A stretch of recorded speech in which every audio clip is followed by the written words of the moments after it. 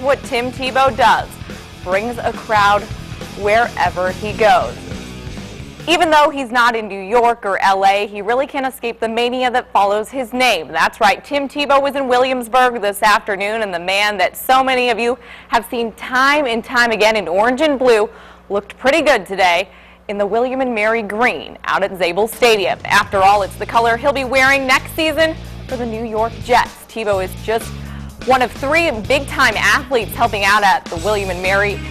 Head coach Jimmy Laycock's All-Pro camp, and none is more popular than this quarterback who makes his people's heads turn with his every move. And I can assure you these girls watching at camp weren't there to critique their little brother's game.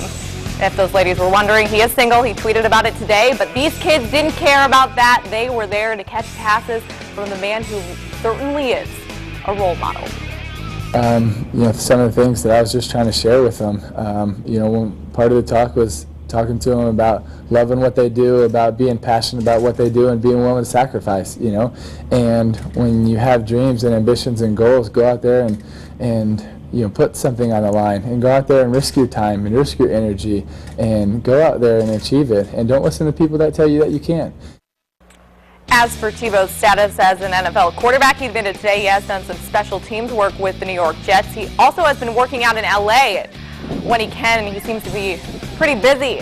When I asked him where his home is, he didn't have an answer, but he did say he's up for the quarterback battle with returning Jets starter Mark Sanchez, and he will be happy in any role. I don't know.